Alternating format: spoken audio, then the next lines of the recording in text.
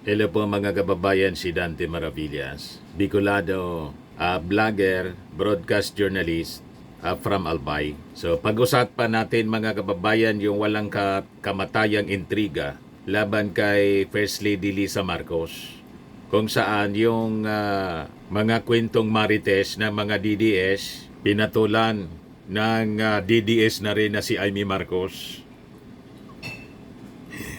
Pati si Amy Marcos talaga po, sumama na, full-blooded DDS na rin po mga kababayan. You just imagine, yung issue sa pagkamatay ni Paulo Tantoco, yung may-ari ng Rostans, na ina-associate mga kababayan si First Lady Lisa Marcos. Kasi kasama yon sa Entourage, sa Manila Film Festival na ginanap doon sa Amerika.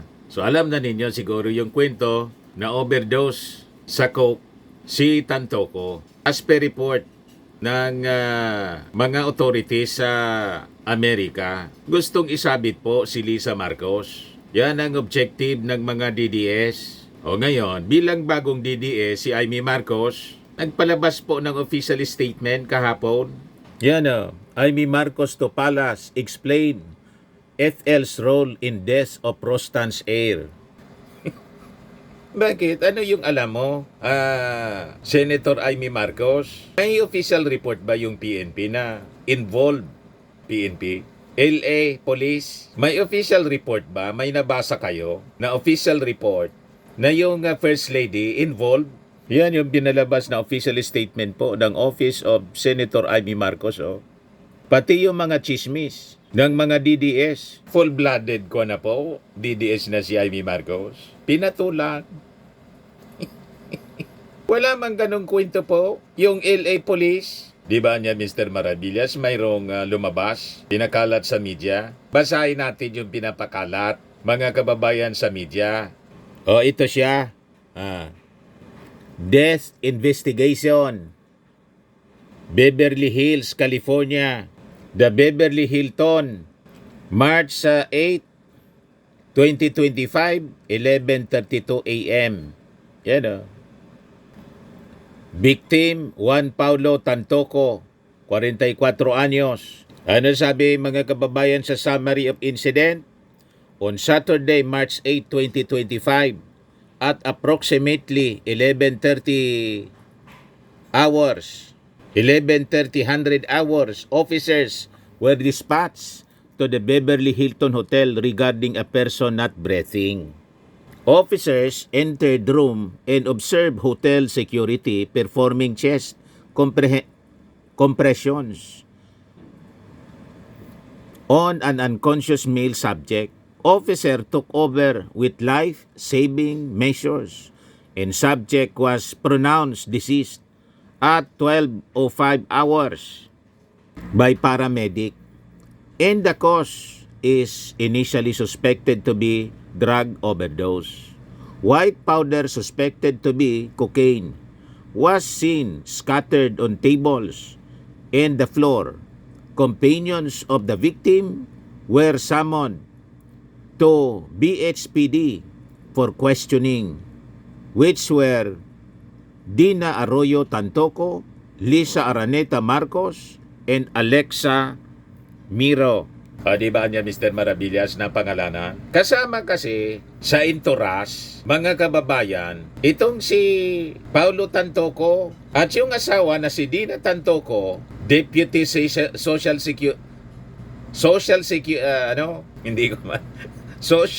Secretary ni Mrs. Lisa Marcos. Kaya napangalanan pati si Lisa Marcos. At may isa pa, si Alexa Miro. Siyempre magtatanong po yung pulisya doon, sino niya mga kasama nito? Ayun, kasama niya yan sa Entourage, the First Lady Lisa Marcos ng Pilipinas. Siyempre, sasama sa report, pero hindi nangangahulugan na kasama doon. Kung nagamit, nasa harap mismo ni Lisa Marcos nagagamit si Paulo Tantoco nang mamatay. Hindi ganon ang kwento po. And in fact, ang kwento sa pulis, ang report, sinamon. Pinatawag, ang ibig sabihin, kung sinamon, pinatawag, di wala doon, pinatawag nga eh. Kasi, paano ipapatawag kung nando na? Yan o. companions of the victim were summoned to BHPD for questioning, which were Dina Arroyo Tantoco, Lisa Araneta Marcos, and Alexa Miro. So normal yun na sa investigasyon. Sino yung mga kasama nito? Pinatawag, lalo na siyempre yung asawa, para tanungin ng sirkumstansya. Hindi nangangahulugan na kasama sa nagamit. Kahit na yung asawa, lalo na si Mrs. Lisa Marcos. O ngayon, pinatulad yung mga intriga kasi nga po ang propaganda ng mga DDS. Yun ang propaganda ni Digong ever since. Saka si Sara Duterte. Lalo na mga kababayan nang magkahiwalay na yung unity. Kaya nangyari, mga kababayan ngayon, para na naman pong palaka si Atty. Harry Roque. Hinahamon pati si Amy Marcos, kasi si Amy Marcos, mga kababayan, nagpalabas ng statement.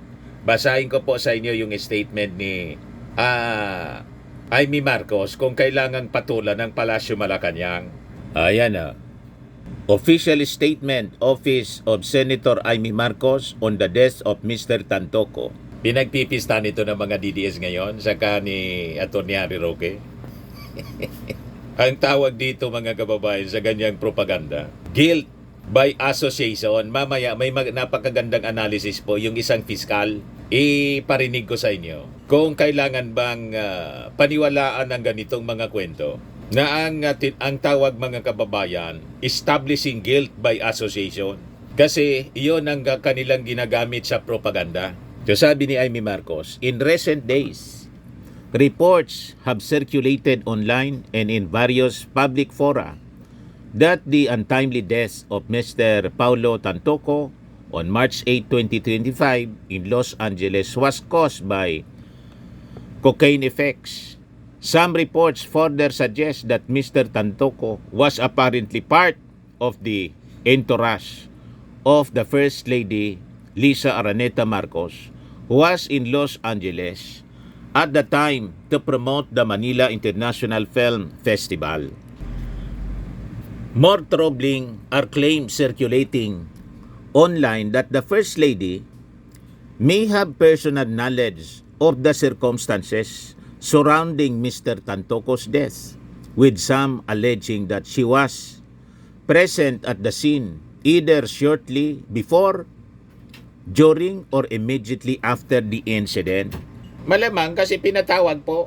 That is normal na magkita sila kasi yung asawa nga po ni Mr. Tantoco, Social Secretary. Malamang nang mangyari yon, may tumawag kay Mrs. Lisa Marcos. At hindi malayo nang tumawag yung asawa kasi siyempre, sino ang unang sasaklolo? Yung asawa, siyempre.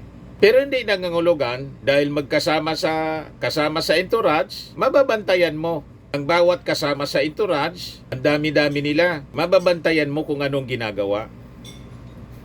Tama ba? Kahit nga po sa magkakapamilya, magkakasama sa bahay, kung may ginagawang milagro yung asawa, matagal bago malaman. Kasi siyempre tinatago.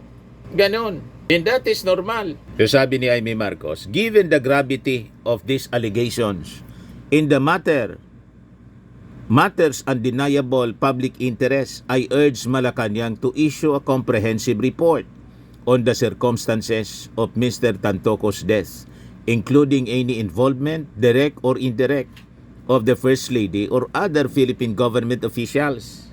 I also call for the clarification of the First Lady's whereabouts at the relevant time, as may be reflected in official records such as the medical examiner's report, to dispel further speculation.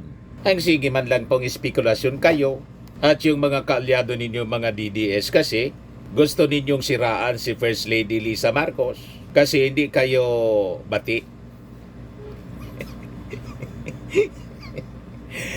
Di ba? Yung mga DDS galit sa ating Pangulo. So, mahilig sila mag-speculate kung totoong involved si Lisa Marcos. Di sana, hindi na siya nakauwi. The fact na nakauwi siya rito ng tahimik, ibig sabihin, hindi siya involved. Sa Amerika pa, makalusot ka doon. Di immediately sana, nakakulong si Lisa Marcos tulad ng mga pinapakalat na nakakulungan niya sa Amerika. Di ba? Wala eh. Basag yung mga pinapakalat ng mga chismusang vloggers, mga marites, mga fake news peddlers na si Lisa Marcos nakakulong. Nandito siya immediately mga kababayan nang matapos may mga activities pa siya dito sa Maynila. At nang lumabas yung mga pictures ng ating Pangulo at videos Pangulo, First Lady pala, na nandito siya sa Pilipinas, galit na galit yung mga fake daw yung picture. Palibasa kayo ang mahilig mamiki ng mga pictures pati videos. Nababasag kasi yung inyong mga haka-haka at paninira. So sabi natin mga kababayan, ito ang classic example ng guilt by association as discussed by a fiscal blogger. Gusto kong iparinig sa inyo po. Napakaganda ng kanyang discussion mga kababayan. Guilt by association. Ina-associate si First Lady Lisa Marcos sa pagkamatay mga kababayan ni Mr. Tantoco para bilugin ang isipan ng ating mga mamamayang Pilipino na nagagamit ng pinagbabawal na gamot ang ating Pangulo pati si Lisa Marcos. Bangag, bangag, bangag. Yun ang narrative nila ng propaganda. Ngiwi, ngiwi, ngiwi. Kaya immediately sumakay na naman po, tumalak si Harry Roque. pati si Amy Marcos, mga kababayan, tina-challenge na rin ni Harry Roque. Iparinig ko sa inyo pa. Ayun pa, pakinggan ninyo si Harry Roque. Ano pang nakakahiya kung ipagtatapo mo pa yan? Dahil at least ngayon, pwede kang magpagamot at pwede mong isalba ang bayan kapag aaminin mo na ang bisyo ay hindi lang nasa iyo, kundi pati sa iyong asawa. Referring to Lisa Marcos. Yan ang redeeming factor mo bilang kasang abogado. Aminin at hikayatin ang iyong asawa magpagamot, sabay na kayo, mag-couples therapy kayo kung kinakailangan. Pero meanwhile na nagko-couples rehabilitation kayo, ibigay nyo naman ang pamumuno ng bansa sa tao na nasa tamang pag-iisip. Walang iba kundi si Vice President Sara dahil kaya mo naman. Di ba? Mga kababayan, kaya siya nanggagatong kasi ang gusto nilang mangyari, bumupo na si Sara Duterte na na-impeach po. Ganon mga kababayan ganid sila sa posisyon. Ayaw nang patapusin sa pagkapangulo yung ating Pangulong Bongbong Marcos. So lahat ng issue na pwede nilang gamitin kahit malayo sa katotohanan, gagamitin nila po. Yan ito mismo. Admission mga kababayan ni Harry Roque.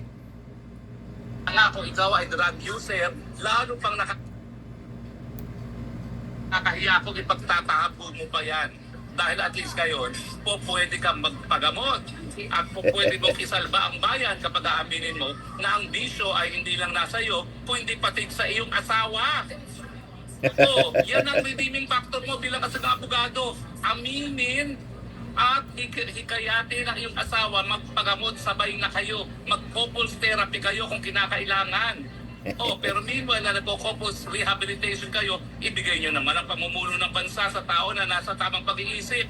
Walang iba kundi si Vice President Sara dahil kaya mo naman kinuha yan na Vice President, hindi lamang para manalo ka dahil alam mong wala kang pag-asa nung manalo nung kampanya dahil lahat ng survey nagpapakita na si VP Sara mananalo, no? Pero at least, pinili mo siya para kung hindi mo kayang mamuno, kampante ka sa magiging pamumuno ni Inday Sara. Diba? Pinili mo siya, pinilit mo pa nga binula pa nga ni Amy Marcos yan So ngayon, panindigan ninyo yung iyong pinili na Vice President. So yan mga kababayan ang tinatawag na propaganda. Black propaganda nila. Siraan yung ating Pangulo, pati si Lisa Marcos, para gatungan ng publiko. At sa pagkamatay ni Tantoco, ina-associate nila si First Lady Lisa Marcos para diinan ang ating Pangulo. At papaniwalain yung ating mga mamamayang Filipino na bangag nga yung ating Pangulo. So ang tawag niya ni Fiscal na vlogger mga kababayan, establishing guilt by association. Yan po si Fiscal EJ. Fiscal EJ. The case of Lisa Marcos and Paulo Tantoco, guilt by association, the fallacy behind the allegations. Yan pwede ninyo siyang i-subscribe. Magaling na Fiscal AJ. So, pakinggan natin mga kababayan ang kanyang discussion para malinawan po na tayo kung paano nila ito ginagawa. At dapat ba nating paniwalaan yung kanilang narrative po?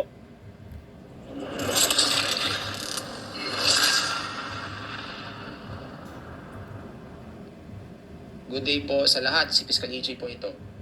This video was specially requested by one of my commenters. Shout out kay Lion Trace na nag-comment. May nag-request pala sa kanya. Kung may basihan ba ang mga kumakalat na balita linking First Lady Liza Marcos sa pagkamatay ni Paulo Tantoco. Today, pag-uusapan natin ang timeline, ang official findings at bakit ito isang malinaw na halimbawa ng guilt by association. Guilt by association ang Ito po term ang niya. timeline ng pangyayari.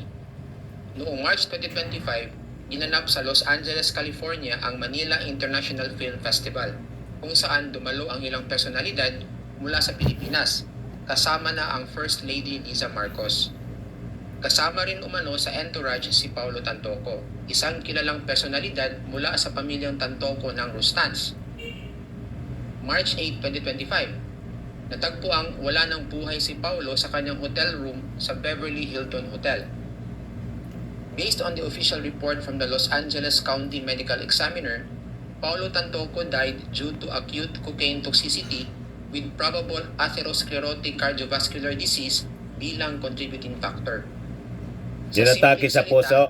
Accidenting overdose ito, compounded by an existing heart condition. After na Pero ma-overdose, walang palatandaan ng foul play o krimen. walang foul play. Now, despite the official medical findings, mabilis kumalat sa social media ang haka-haka na may kinalaman daw si First Lady Liza Marcos sa pagkamatay ni Paulo. May ilan pang nagsabi na siya raw ay na-detain pa ng US authorities. Diyan pinakalat ng Nagsabi mga din kasama raw siya ni Paulo Marlica. sa mismong hotel room. Pero, let's be clear. at isa pang There is no vlogger doon na evidence chismoso. linking First Lady Liza Marcos sa pagkamatay ni Paulo Tantoco. Walang opisyal na dokumento, ulat ng pulis o pahayag ng coroner na nagtuturo kay Liza Marcos bilang Kita may niyo? kinalaman sa insidente.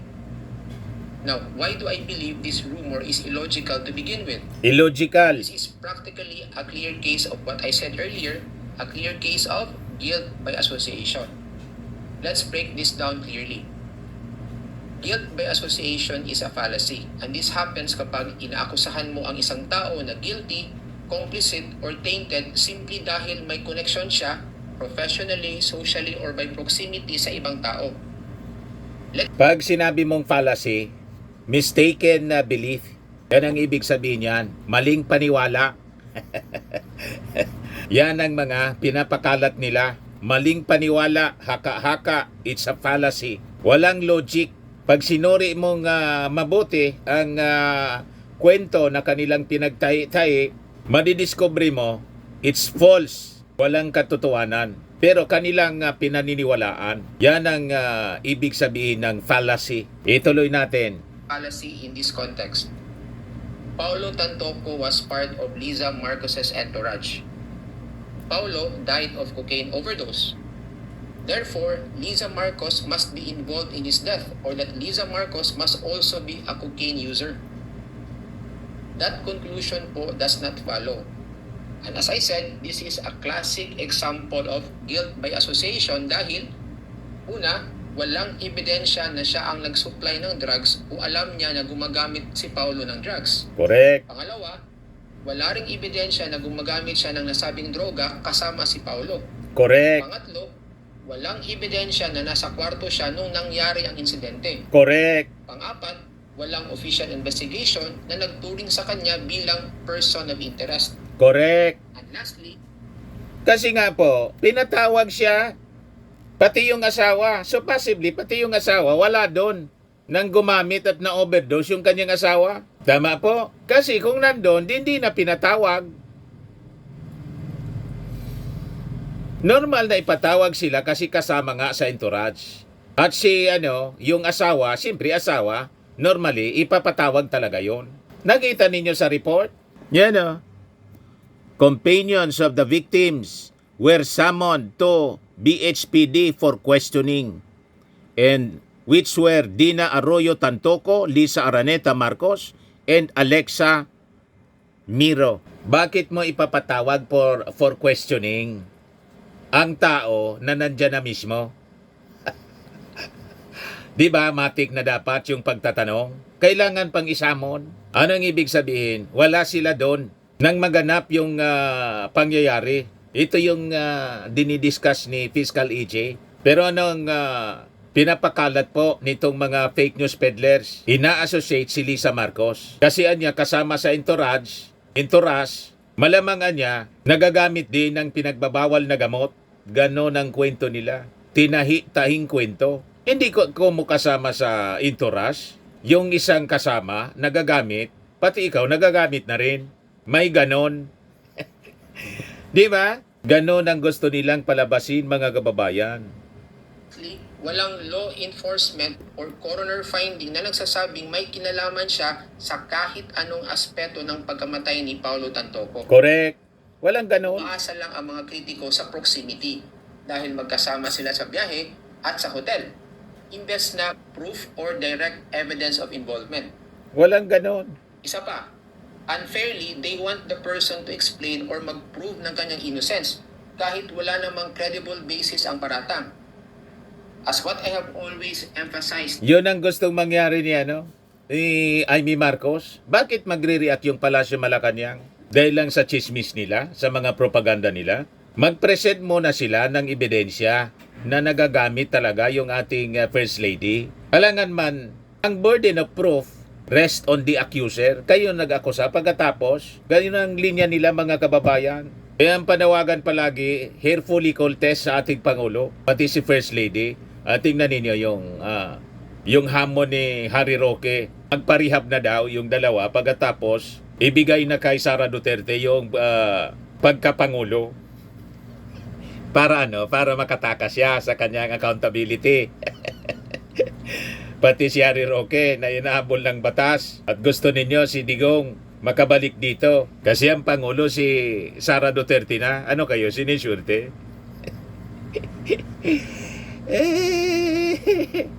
Loko ninyo ang lilang ninyo. Mag-present kayo ng ebidensya. Hindi yung magpe-present ng ebidensya of her guilt. Kung iyon ang tinutumbok ninyo, si Lisa Marcos. Bakit gagawin yun ni Lisa Marcos? Di ba?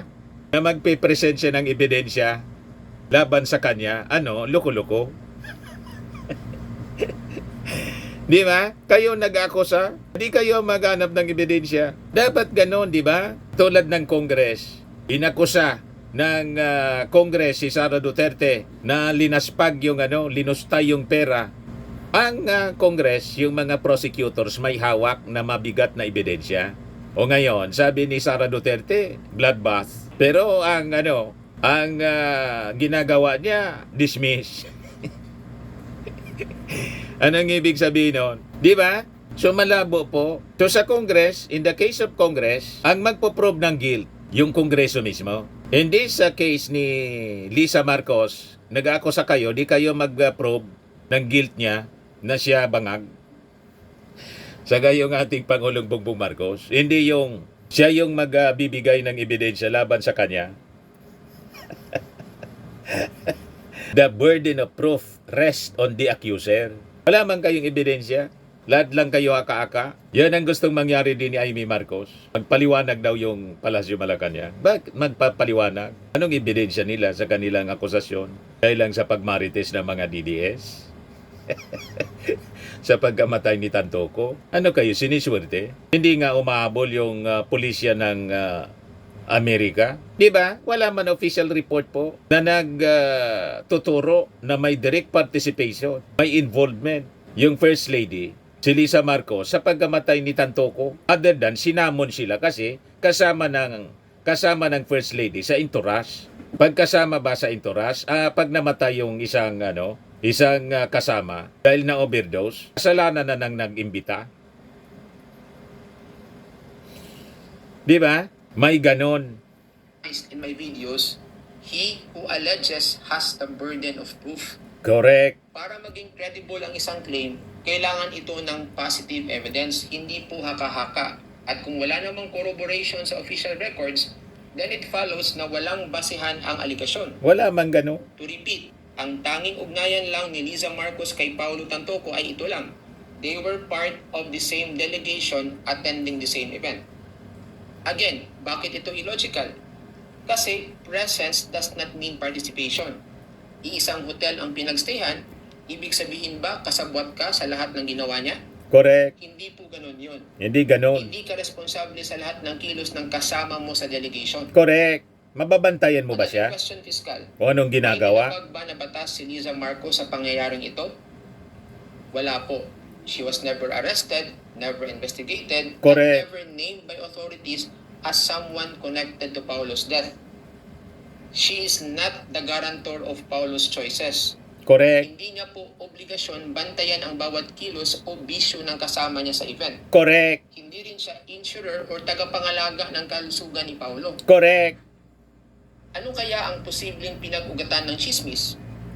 Isa lang po ang nasa isip ko, the Marcos versus Duterte narrative. Correct. Malamang, bahagi ito ng mas malawak na narrative ng politika, lalo na ang aligasyon ng kampo ng mga Duterte na di umano'y gumagamit ng droga si Pangulong Marcos Jr. Correct. So, kapag Yan ang may namatay narrative na nila konektado sa mga Marcos at may droga sa eksena, madali para sa iba na magtahi-tahi ng kwento Correct. kahit walang ebidensya. Correct. Ano ang aral dito?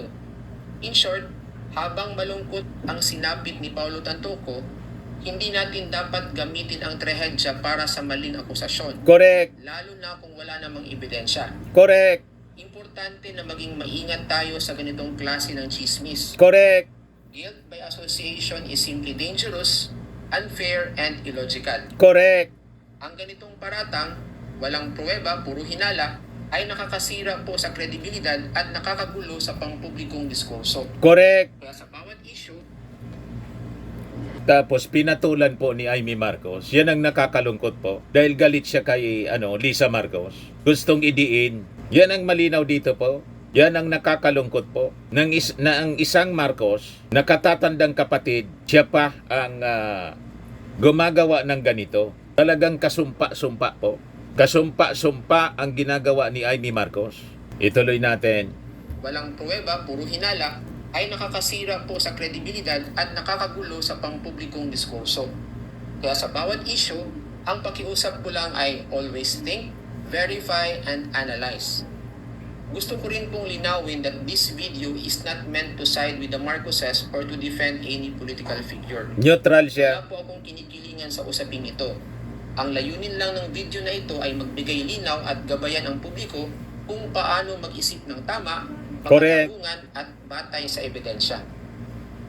Mahalaga sa demokrasya na marunong tayong kumilatis ng impormasyon. Hindi basta naniniwala sa chismis kahit sino pa ang target. So yan lang po ang nais kong ibahagi today and see you in my next video. Maraming salamat. Ayan po si Fiscal AJ. So pwede ninyo siyang magaling na fiscal, abogado, fiscal. Diyan ang objective analysis. Hindi siya follower ng Duterte, hindi siya follower ng Marcos. Siya nagsasalita bilang isang fiscal, bilang isang abogado para matuto tayo na mag-analyze at mag-isip ng tama. Hindi madala tayo sa mga taing kwento at marites, mga black propaganda. Maraming salamat, Fiscal AJ. Yan pwede ninyong isubscribe siya. Kaya tama itong posisyon mga kababayan ni Yayam Dizon. The best reply niya to Aimee, ignore. Yan sabi ni Yayam Dizon.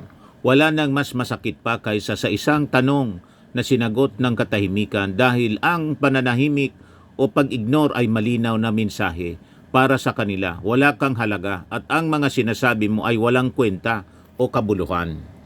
Sabi ni Emilita Sumailo Kilay, wala na itong si Senator Aimee Marcos, dispirado na talaga. Sabi ni Imelda Angeles, Aimee is trying to provoke the First Lady. What is there to explain when you have nothing to do with it? Time will tell kung gaano kadisperada tong mga didi na ibagsak ang First Lady. Bakit ba Manang Aimee? Sabi ni Jobilin Banyaga, yes, ignore the best huwag patulan ng babaeng traidor. Aimee. Sabi ni Nor Salamat Virano, now I know how toxic Aimee is. Siguro nga yung insecurities niya sa mga kapatid niya ang nanaig. To the extent na siraan niya ang ating First Lady na ni minsan di siya pinatulan. Kaya marapat lang na didmahin na lang natin. Laging absent si Aimee sa family reunion. Siya lang yung absent. Si Irene Marcos laging nandun with the First Lady at ang ating Pangulong Bongbong. Every Sunday may picture-picture. Yung mga anak ni Aimee minsan nandun din. Pero ang kumpleto palagi na nasa reunion every Sunday, yung mga anak ng ating Pangulong Bongbong. And siguro with that, masamang-masama ang loob ni Aimee Marcos. Laging kasama si dating First Lady, yung nanay niya, Imelda Marcos. Di ba, mga kababayan? Ito maganda na post, mga kababayan, ni Mark Tata Matthews. Sabi niya, the wife, Dina Arroyo Tantoco, is Deputy Social Secretary, hindi public figure in the trip. And the late Paulo Tantoco is not the first spouse to accompany a better half on a business trip. Don Solueta also did that before. The Tantoco stayed at Hilton. The First Lady was at the Waldorf Astoria. A number of people in the entourage. So kaya pala tinawagan kasi wala man doon sa hotel. Magkaiba yung hotel nila. Kaya tinawagan. And sigurado sumaklolo siyempre. Kita ninyo? A number of people in the entourage. And the First Lady is not the keeper or yaya of them. But for sure, and along with the rest of the company, she was called over when the emergency happened. The bobos, but proud, cannot analyze the details. It's beyond what their low IQ or hypocrisy can master.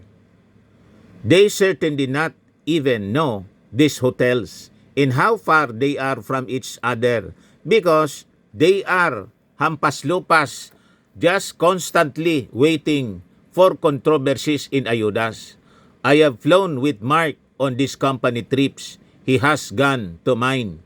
The spouse expenses were to our personal funds. And what we do in our private time and the consequences of them is only ours to bear.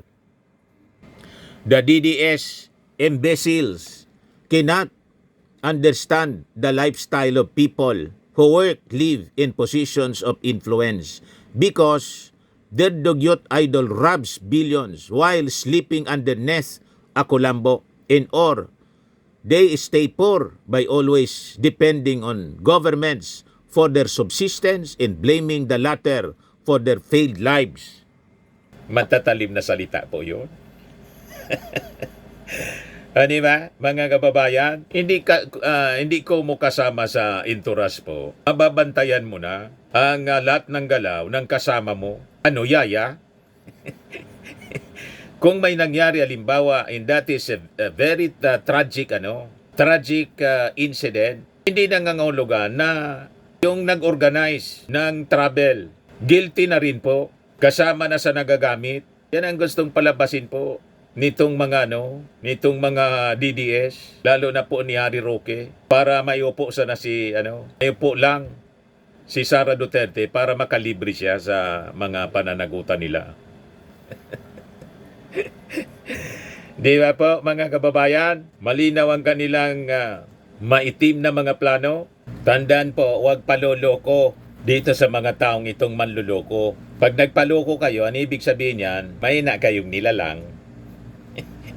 Mga estupido kayo. Paloko kayo sa kanila.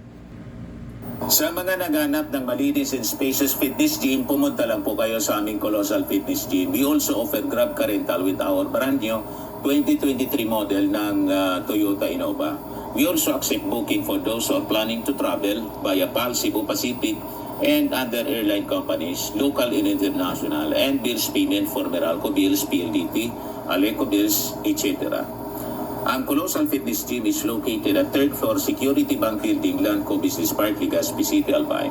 For inquiries, look for Chilon Maravillas. Contact number 0966-802-0949. Yan yung aming Innova. Lagi na pong matao sa amin. Pati mga foreigners po, tingnan ninyo. Mga British tourists sila. Ang lalaki ng katawan na, mga kababayan, nag-gym sa amin. Ito naman po, Indian National. Ito mga mga European sila.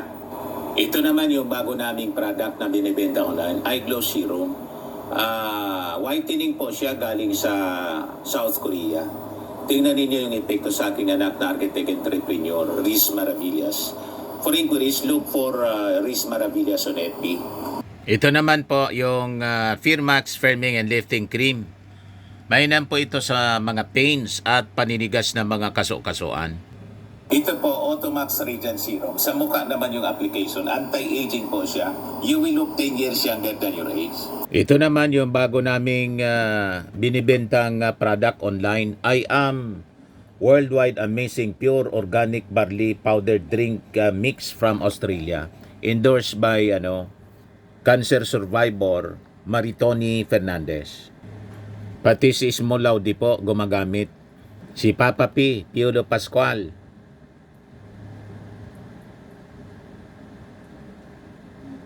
Si Aramina, si Marian Rivera, ang dami naming stocks nito mga kababayan. Pwede kayo magnegosyo nito, mag-message na lang po kayo sa akin. Maging si Manny Pacquiao. Ang mga health benefits niya po, boost immunity, improves digestion, enhance energy levels, packed with antioxidants, prevent cancer.